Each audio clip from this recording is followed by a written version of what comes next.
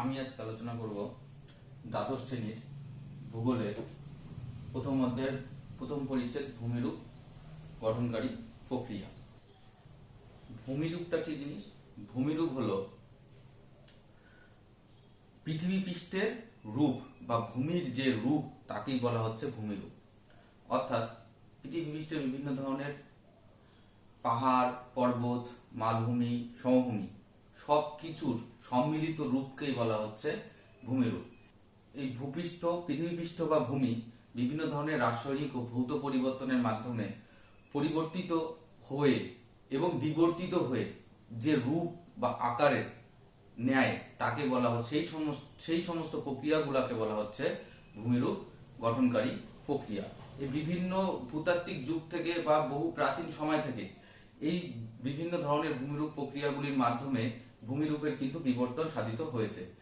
এই ভূমিরূপ গঠনকারী প্রক্রিয়াগুলোকে তিনটা ভাগে ভাগ করা হয়।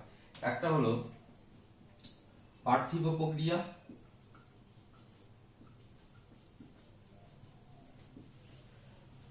দুই নাম্বার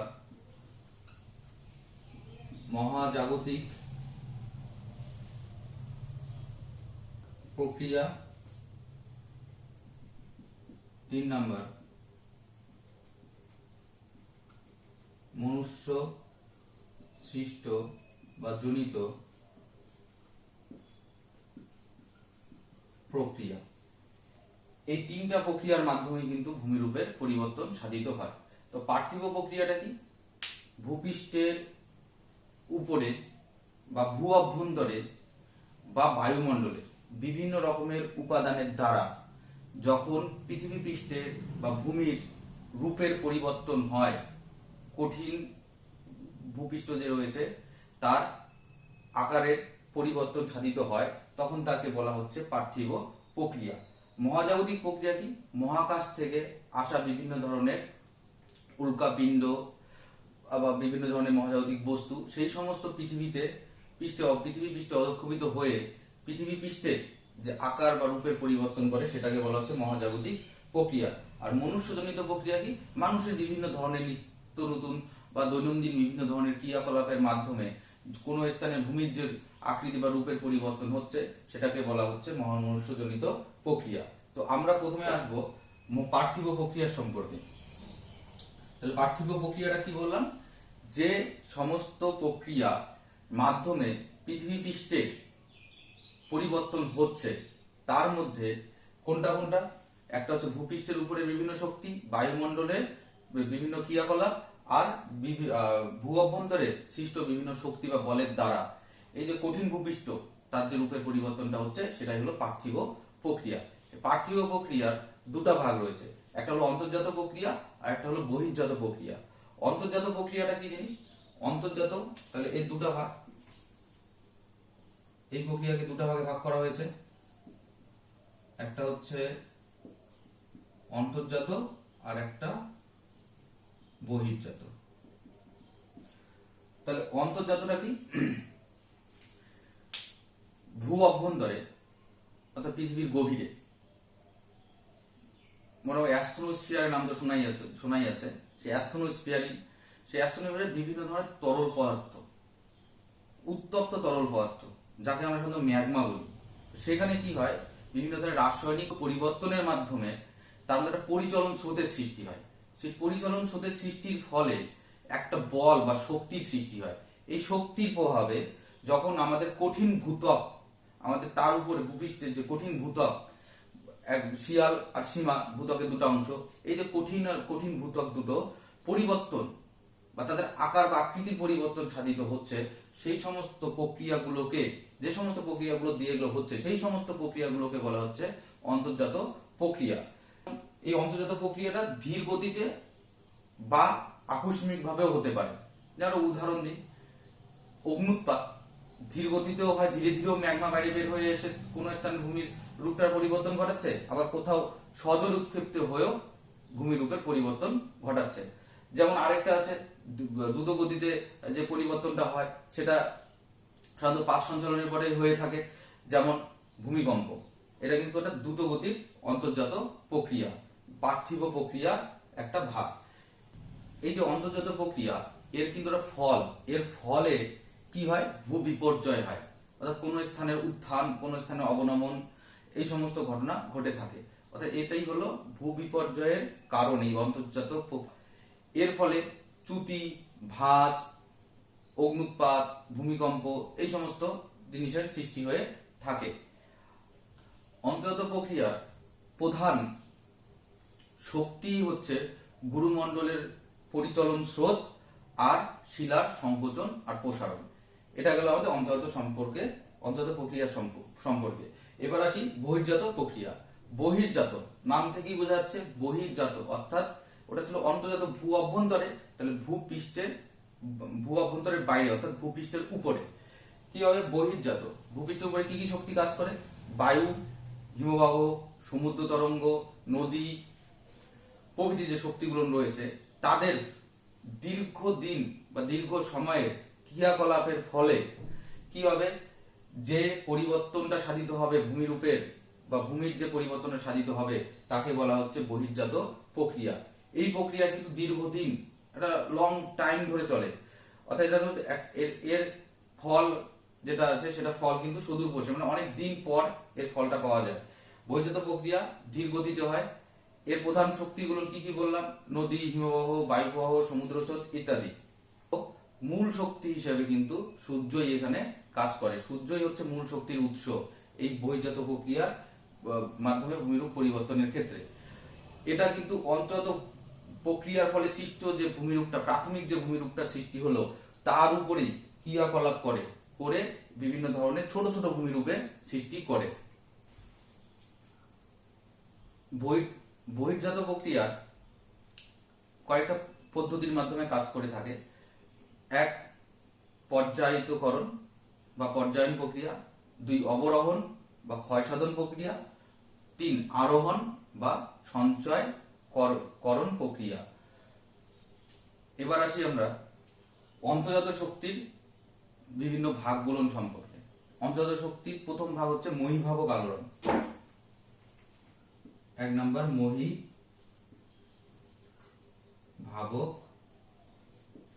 আলোড়ন। এই মহীভাবক কথাটার ইংরেজি শব্দ হচ্ছে এপিরোজেনিক মুভমেন্ট। এপিরোজেনিক গ্রিক শব্দ এপিরোর কথার অর্থ হচ্ছে মহাদেশ, আর জেনিক সব কথার অর্থ হচ্ছে সৃষ্টি। অর্থাৎ মহীভাবক আলোড়ন হলো মহাদেশ সৃষ্টিকারী শক্তি। কি হয়, যে প্রক্রিয়ায় বা যে আলোড়নের মাধ্যমে ভূপৃষ্ঠের শিলা সমূহের উত্থান পতনের মাধ্যমে কি হবে, বিভিন্ন ধরনের মহাদেশগুলো সৃষ্টি হবে, তাকে বলা হচ্ছে এপিরোজেনিক মুভমেন্ট বা মহীভাবক আলোড়ন। কি রকম? এটা পৃথিবীর কেন্দ্র থেকে কিন্তু ব্যাসার্ধ বরাবর কাজ করে, কেন্দ্রের ব্যাসার্ধ বরাবরে কাজ করে উল্লম্বভাবে কাজ করার ফলে কোনো এক স্থানের উপরে উত্থান ঘটে এবং কোনো স্থানের নিচে অবনমন ঘটে। অর্থাৎ কোনো স্থানের উত্থান পতনের মাধ্যমে ভূমির যে বিবর্তনটাই হচ্ছে সেটাই হলো মহীভাবক আলোড়ন। এর বৈশিষ্ট্যতে আসি। এর বৈশিষ্ট্যে প্রথম হচ্ছে এটি পৃথিবীর ব্যাসার্ধ বরাবর কাজ করে। কোনো স্থানের মহাদেশের বিভিন্ন অংশের উত্থান অবনমন অর্থাৎ উত্থান আর পতন এর মাধ্যমে ঘটে থাকে। এর মাধ্যমে বিভিন্ন ধরনের মহাদেশ, মহাসাগরের তলদেশ, স্তূপ পর্বত, চ্যুতি প্রভৃতির সৃষ্টি হয়। যেমন এর ফলে আমাদের ভারতের নর্মদা আর তাপ্তি যে উপত্যকা আছে সেই উপত্যকা কিন্তু এই মহীভাবক আলোড়নের ফলেই সৃষ্টি হয়েছে। এটা হলো এক নাম্বার মহীভাবক আলোড়ন। এবার 2 নম্বর গিরিজনী আলোড়ন।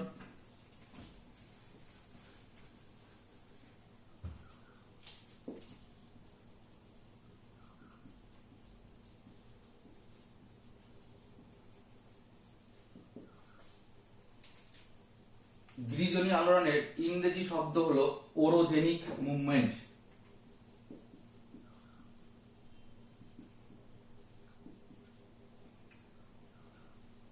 ওরোজেনিক মুভমেন্ট, ওরোজেনিক দুটো শব্দ, ওরো আর জেনিক।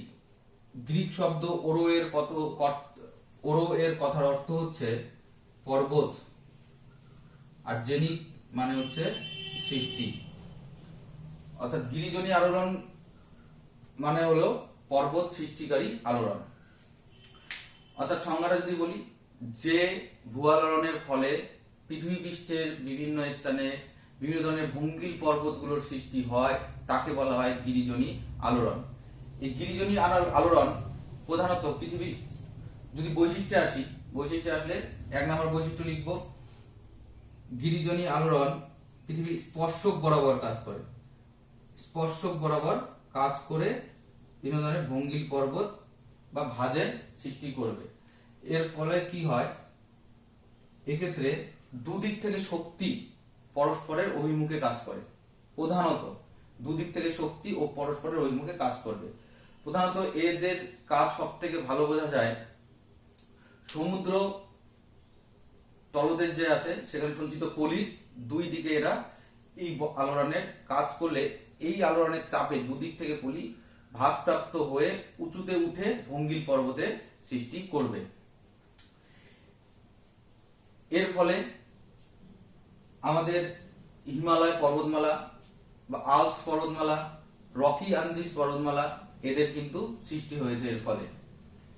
আর এটি যেহেতু ভূপৃষ্ঠে স্পর্শক বরাবর কাজ করে, তাহলে এর বিস্তার কিন্তু অনেকটাই বেশি, অর্থাৎ বিশাল অঞ্চল জুড়ে কিন্তু এটা কাজ করে। যেরকম আমি বললাম, একটা উদাহরণ দিলাম, মহাদেশের তলদেশে সঞ্চিত পলি তার দুদিকে চাপ সৃষ্টি করে। যেটা উদাহরণ দিলাম, মহাসাগরের তলদেশে সঞ্চিত যে পলি আছে সেই পলিতে এরা কি করবে, চাপের সৃষ্টি করে দুদিক থেকে। তো মহাসাগরের এক প্রান্তে তাহলে অন্য প্রান্ত কিন্তু দেখা যায় না। তো এই ক্ষেত্রে এটাই বোঝা যাচ্ছে যে এর বিস্তারটা অনেক বেশি, অর্থাৎ এদিক থেকে একটা বল সৃষ্টি হবে, ওই দিক থেকে যার চাপে সেখানকার পলি ভাসপ্রাপ্ত হয়ে পর্বতমালার সৃষ্টি করবে। তো এর বিস্তার অনেকটাই বেশি। মহীবাহক আলোড়নের ক্ষেত্রে কিন্তু বিস্তারটা কম, কারণ মহীবাহক আলোড়ন একটা অঞ্চল ভেদে কাজ করে, আর গিরিজনী আলোড়ন বিস্তীর্ণ অঞ্চল জুড়ে কিন্তু কাজ করে। এটা কিন্তু মনে রাখতে হবে। তাহলে এই গেল আমার 2 নম্বর ভাগ।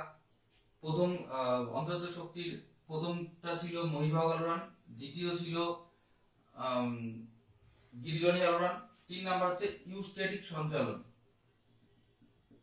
ইউস্টেটিক সঞ্চালনটা কি? বিভিন্ন ভূমিরূপ প্রক্রিয়ার ফলে, প্রধানত পাশ সঞ্চালনের ফলে সমুদ্র পৃষ্ঠের উত্থান বা অবনমন, সমুদ্র পৃষ্ঠের উপরে উঠে যাওয়া বা নিচে নেমে যাওয়া, এর এই যে সমুদ্রের উত্থান পতন, এটাকে বলা হচ্ছে ইউস্টেটিক সঞ্চালন। কিভাবে হয় ইউস্টেটিক সঞ্চালনটা? দুটা প্রতিসারী পাত, এটা সমুদ্র পৃষ্ঠ ধরলাম, এটা প্রতিসারী পাত,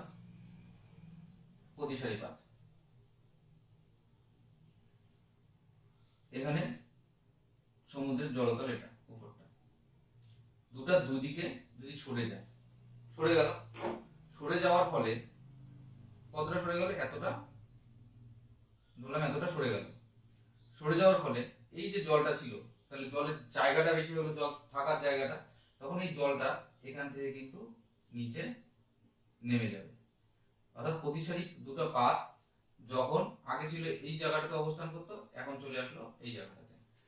তাহলে যখন দুটি প্রতিসারী পাত পরস্পরের থেকে দূরে সরে যায়, তখন সমুদ্র বক্ষের বিস্তৃতি ঘটে, সমুদ্রের বুকটার বিস্তৃতি ঘটে। বিস্তৃতি ঘটার ফলে সমুদ্রের জলতল কিন্তু নিচে নেমে যায়। এটা হলো 1 নাম্বার। 2 নাম্বার অভিসারী পাত, ঠিক উল্টো, দুটো অভিসারী পাত পরস্পরের দিকে যখন এগিয়ে আসবে,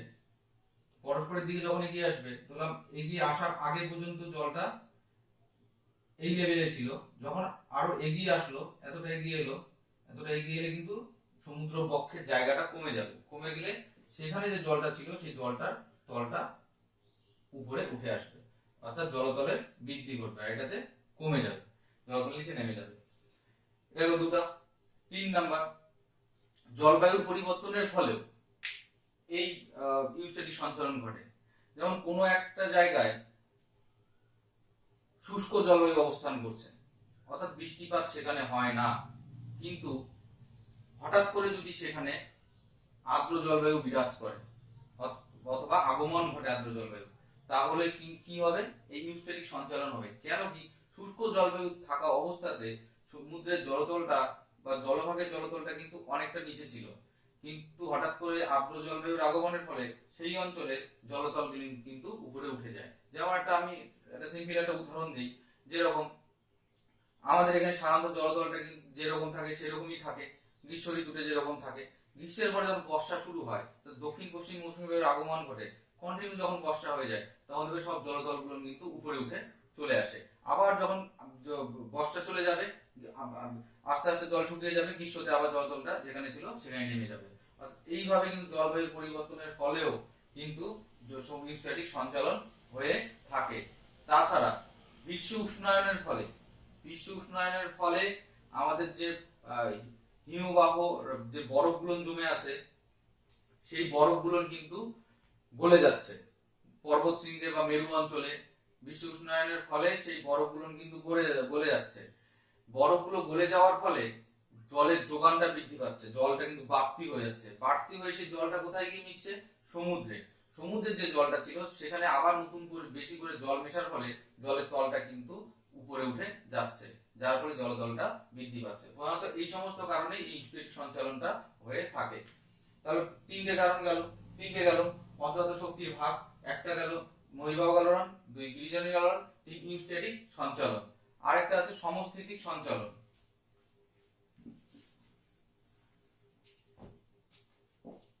সমস্থিতিক মানে সমান, স্থিতিক মানে স্থিতি অবস্থা বজায় রাখা।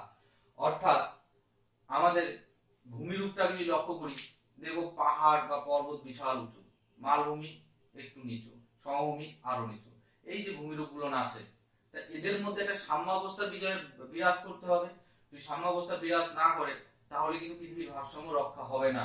অর্থাৎ এই যে বিভিন্ন উচ্চতার যে ভূমিরূপগুলো আছে, তারা তাদের সাম্যাবস্থা বজায় রেখে, যে প্রক্রিয়ার মাধ্যমে সাম্যাবস্থা বজায় রেখে তার সমতা বিধান করছে, তাকে বলা হচ্ছে সমস্থিতিক সঞ্চালন। যেমন একটা পাহাড় বা পর্বত ক্ষয় হয়ে কোথায় নেমে আসছে? তার পাদদেশে কোনো অবনমিত অঞ্চলে সঞ্চিত হচ্ছে। সঞ্চিত হলে সেই অঞ্চলে কিন্তু সমভূমি বা পাদদেশ অঞ্চলে কিন্তু চাপের পরিমাণটা বৃদ্ধি পাচ্ছে। তাই এদিক থেকে নিচে চাপছে, অর্থাৎ এদিকটা নিচে নামছে, ক্রমাগত সঞ্চয়ের ফলে আস্তে আস্তে নিচু হয়ে যাচ্ছে, নিচে নামছে চাপের ফলে।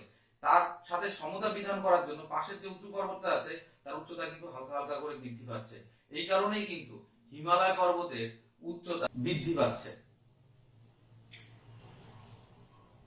এই সমস্থিতিক সঞ্চালন প্রধানত শিলার ঘনত্বের উপর নির্ভর করে। যে শিলার ঘনত্ব যত বেশি, সেই শিলা কিন্তু তত নিচে অবস্থান করবে, তার উচ্চতা তত কম হবে। যেরকম পাহাড়, তার কিন্তু ঘনত্ব কম, সে পাহাড়টা যে শিলা দিয়ে গঠিত, তার ঘনত্ব কম, তার জন্য তার উচ্চতা বেশি। সমভূমি যে শিলা দিয়ে গঠিত, তার ঘনত্ব বেশি, সেটা কিন্তু নিচু। আবার মালভূমি যে আছে, তার শিলার ঘনত্ব মাঝারি, অর্থাৎ তার জন্য সেটা কিন্তু মাঝারি অবস্থানে অবস্থান করে। এই গেল আমার সমস্থিতিক সঞ্চালন। চারটা কি গেল অন্তর্গত প্রক্রিয়া? অন্তর্গত শক্তির একটা মহিবাহক আলোড়ন, গিরিজনিক আলোড়ন, ইউস্টেটিক সঞ্চালন আর সমস্থিতিক সঞ্চালন। এবার আমরা আসি দুটো পার্থক্য নিয়ে আলোচনা করি। এক মহিবাহক আলোড়ন, গিরিজনিক আলোড়ন, আর অন্তর্গত শক্তি, বহির্জাত শক্তি। প্রথমে মহিবাহক আলোড়ন, গিরিজনিক আলোড়নের পার্থক্যটা বলি। মহিবাহক ও গিরিজনিক আলোড়ন, তো পার্থক্য লিখার আগে সবার আগে আমরা বিষয় লিখবো। নরমালি আমরা যেভাবে পার্থক্য লিখি ছোটবেলায়, সেরকম না লিখে প্রথমে লিখবো পার্থক্যের বিষয়, তারপরে মহিবাহক আলোড়ন, তারপরে গিরিজনিক আলোড়ন, ছক করে করবো সেটা। তো পার্থক্যের বিষয় প্রথম, সেটা প্রকৃতিটা কি রকম হয়। মহিবাহক আলোড়ন কিন্তু উল্লম্বভাবে কাজ করে, আর গিরিজনিক আলোড়ন অনুভূমিকভাবে পৃথিবীর স্পর্শক বরাবর কাজ করে। প্রভাবিত অঞ্চল, মহিবাহক আলোড়ন মহাদেশ জুড়ে এই আলোড়ন ব্যাপকভাবে কাজ করে, আর গিরিজনিক আলোড়ন কিন্তু সমুদ্র গর্ভে মূলত এই আলোড়ন ঘটে থাকে। ভূত্বকের উপর প্রভাব, ভূত্বকের উপর প্রভাব। মহিবাহক আলোড়ন কি করে? মহিবাহক আলোড়নের প্রভাবে ভূত্বকের উত্থান ও অবনমন ঘটে, আর গিরিজনিক আলোড়নের প্রভাবে যেহেতু স্পর্শক বরাবর কাজ করে সেহেতু কোথাও সংকোচন বা কোথাও টান বা প্রসারণের সৃষ্টি হচ্ছে। শিলার উপর প্রভাব, শিলার উপরে মহিবাহু আলোড়ন শিলার ফাটল, দারণ ও চ্যুতির সৃষ্টি করবে। আর গিরিজনী আলোড়নের ফলে কিসের সৃষ্টি হবে? ভাঁজের সৃষ্টি হবে। আলোড়নের প্রকৃতি কি রকম হয়?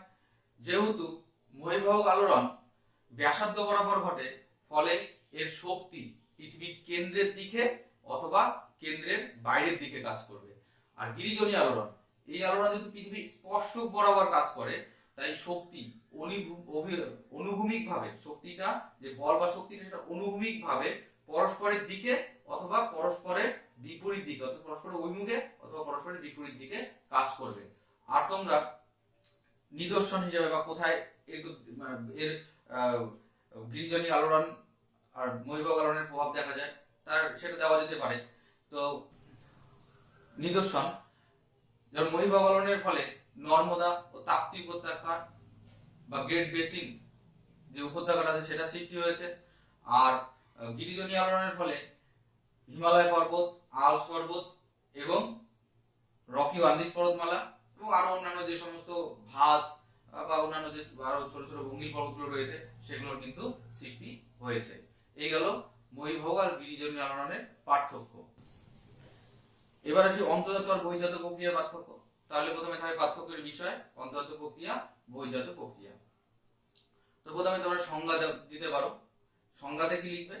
যে প্রথমে অন্তর্জাত প্রক্রিয়া যে প্রক্রিয়ার মাধ্যমে ভূ অভ্যন্তরে সৃষ্ট শক্তির দ্বারা ভূমিরূপে বা কঠিন শিলামণ্ডলের পরিবর্তন বা আকৃতি বা রূপের পরিবর্তন সাধিত হচ্ছে, সেটাকে বলা হচ্ছে অন্তর্জাত প্রক্রিয়া। আর বহির্জাত প্রক্রিয়া কি? ভূপৃষ্ঠের উপরে বায়ুমণ্ডল এবং আরো অন্যান্য শক্তির প্রভাবে ভূমিরূপের যে ছোট ছোট পরিবর্তন সাধিত হচ্ছে সেটা হচ্ছে বহির্জাত প্রক্রিয়া। সেটা অন্তর্জাত প্রক্রিয়ার ধারণাটা এই যে ভূ অভ্যন্তর শক্তিগুলো যে পদ্ধতিতে প্রাথমিক ভূমিরূপ গুলাতে কাজ করে তাই হলো অন্তর্জাত প্রক্রিয়া। আর বহির্জাত প্রক্রিয়া কি? ভূপৃষ্ঠে অন্তর্জাত প্রক্রিয়ার ফলে সৃষ্ট যে প্রাথমিক ভূমিরূপ গুলো সৃষ্টি হয় তার উপরে কাজ করে বহির্জাত প্রক্রিয়া ছোট ছোট নানান আকৃতি বা আকারের ভূমিরূপ সৃষ্টি করে। এটা প্রকৃতিটা কি রকম? অন্তর্জাত প্রক্রিয়া ধীর গতিতে বা আকস্মিক ভাবে কাজ করে। আর বহির্জাত প্রক্রিয়া দীর্ঘদিন ধরে ধীর গতিতেই কাজ করে। ফলাফল, অন্তর্জাত প্রক্রিয়ার ফলে মহাদেশ, মহাসাগর এই সমস্ত জিনিসের সৃষ্টি হচ্ছে, পাহাড়, পর্বত, মালভূমি, সমভূমি এগুলো সৃষ্টি হচ্ছে। আর বহির্জাত প্রক্রিয়ার ফলে বিভিন্ন ধরনের সমভূমি, বদ্বীপ, স্বাভাবিক বাঁধ, প্লাবনভূমি এই সমস্ত সৃষ্টি হচ্ছে। তাহলে এই গেল আমাদের অন্তর্জাত আর বহির্জাত প্রক্রিয়ার কয়েকটি পার্থক্য। এরপরে কিন্তু আমি আলোচনা করব এই অধ্যায়েরই বহির্জাত প্রক্রিয়ার বিভিন্ন পদ্ধতিগুলো এবং ভূমিরূপের পরিবর্তনে আবহবিকার কিভাবে ভূমিকা পালন করে সেই সম্পর্কে আলোচনা করব।